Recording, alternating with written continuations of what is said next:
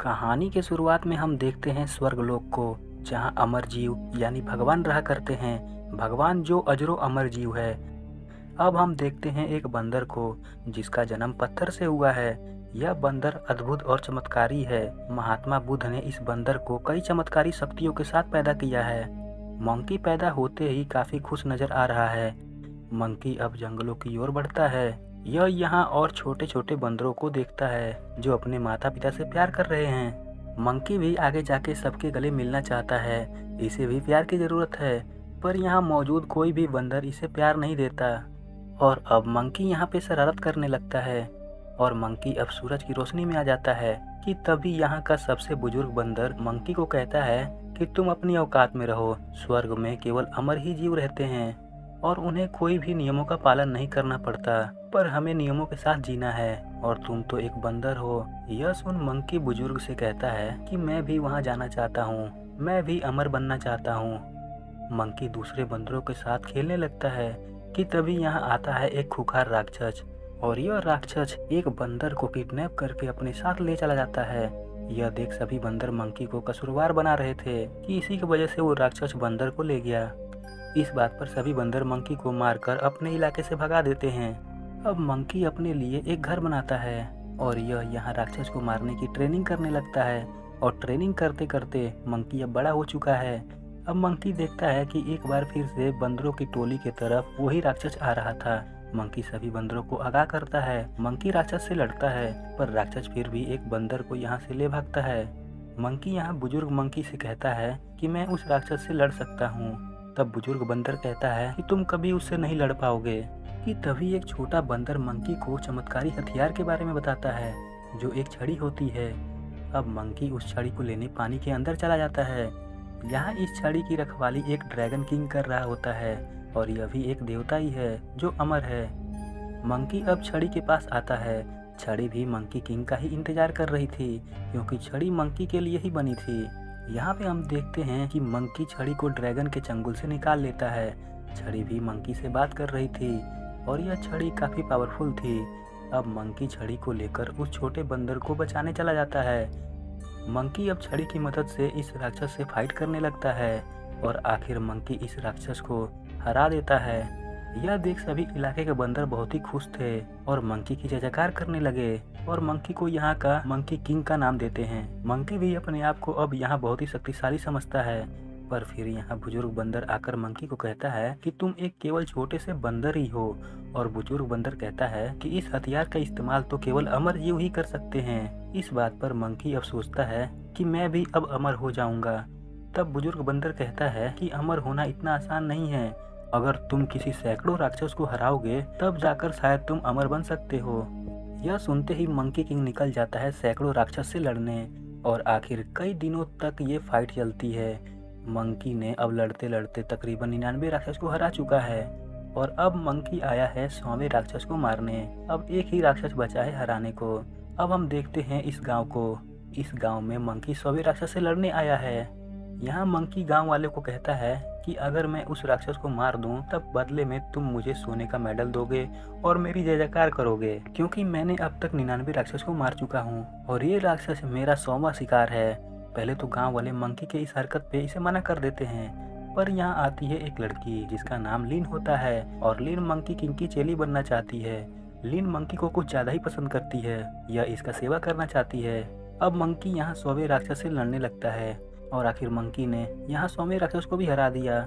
गांव वाले अब मंकी को जबरदस्ती सत्कार कर रहे थे, क्योंकि जितना मंकी ने राक्षस को मार के भगाया नहीं था, उससे ज्यादा गांव वालों का इसने घर उजाड़ दिया था। लेकिन फिर भी गांव वाले इसकी तारीफ कर रहे थे। इधर ड्रैगन किंग अपनी छड़ी लेने के लिए यहाँ आ जाता है। मंकी किंग सोचता है कि मैंने 100वें राक्षस को हरा दिया है, तो मैं अब अमर हूँ। पर मंकी को यहाँ पता चलता है कि मंकी अभी आधा ही अमर हुआ है। इस पर मंकी थोड़ा उदास हो जाता है, पर मंकी पूरा अमर बनने की चाहत रखता है और मंकी ने ठान ली है कि ये अजरो अमर बन के रहेगा, यानी देवताओं के साथ रहेगा। अब यहाँ ड्रैगन आ जाता है और मंकी का छड़ी लेकर भागने लगता है, पर कैसे भी करके मंकी ने अपना छड़ी इससे हासिल कर लेता है। अब आगे छड़ी मंकी को बताती है कि इसे अगर अमर होना है तो मंकी को अमर होने के लिए नर्क लोक जाना होगा। वहीं पता चलेगा कि मंकी को कैसे अमर होना है। अब ये तीनों नर्कलोक यानी यमराज के पास जाने लगते हैं और अब ये लोग आ जाते हैं यमलोक।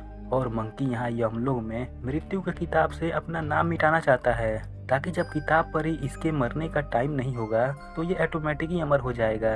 अब ये लोग यमराज को चकमा देकर आखिर सभी लोगों के मरने की सूची वाली जगह पे आ जाते हैं। पर यहाँ पहुँच जाता है यमराज और इन्हें मृत्यु का सूची नहीं लेने देता। अब मंकी को यहाँ पता चलता है कि यहाँ पर एक किताब है जिसमें अमर होने का फार्मूला लिखा है। ये लोग नर्क से वो अमर होने वाली किताब चुरा लेते हैं। अब हमें पता चलता है कि लिन दरअसल में ड्रैगन की ओर से होती है। दरअसल लिन के गांव में कई दिनों से बारिश नहीं हो रही थी, सारा फसल सूखा था। तो लिन बारिश के लिए और खुशहाल जीवन के लिए और फसलों की तैयारी के लिए लिन ड्रैगन देवता से प्रार्थना करती है। ड्रैगन लिन के घर की तरफ से ही गुजर रहा होता है। यहाँ ड्रैगन लिन को बताता है कि अगर तुम मेरी मदद करोगी तो मैं तुम्हारी मदद करूँगा। तुम्हें एक बंदर को दोस्त बनाना है और वो है मंकी किंग। तुम उससे कैसे भी करके दोस्ती करके या फिर जैसे भी करके उस छड़ी को लेकर मेरे पास आओ और बदले में मैं तुम्हारे गांव को बारिश दूंगा, जिससे तुम्हारे गांव में फसल पैदा होगी। इसी वजह से लिन मंकी किंग के पास आई है, ताकि लिन मंकी से उसका छड़ी लेकर ड्रैगन किंग को सौंप सके। मंकी किंग को यहाँ पता चलता है कि किताब के मुताबिक इसे एक फल के बीज को खाना होगा, जिससे ये अमर बन जाएगा।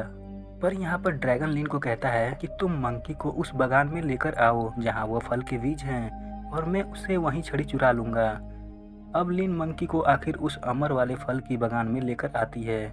यहाँ पहले ही ड्रैगन किंग मंकी के लिए जाल बिछा के रखा है, लेकिन इस बागान में जो फल है असल में ये फल नकली होता है और काफ़ी नशीला भी होता है, यानी ये नकली फल होते हैं।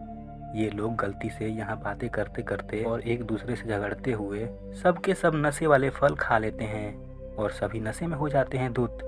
अब यहाँ पे इन लोगों में कुछ ज़्यादा ही देर तक नौटंकी चलती है। ड्रैगन सहित सभी यहाँ पे मदहोश हो जाते हैं। मंकी तो यहाँ पे बेहोशी हो जाता है। लिन के लिए मौका अच्छा था छड़ी को हासिल करने को, पर यहाँ तो ड्रैगन भी नशे में धुत था। अब लिन यहाँ मंकी को बताती है कि अमर होने के लिए तुम्हें स्वर्ग लोक में जाना होगा, जहाँ एक जादूगरनी देवी रहती है और वहीं तुम्हें जादुई पदार्थ मिलेगा यानी अमृत, जिसे पीकर तुम अमर बन जाओगे। और किताब में तो यही लिखा है। अब ये लोग आ जाते हैं जादूगरनी देवी के पास, पर देवी मंकी को देखकर खुश नहीं लग रही और यहाँ देवी और मंकी में फाइट शुरू हो जाती है।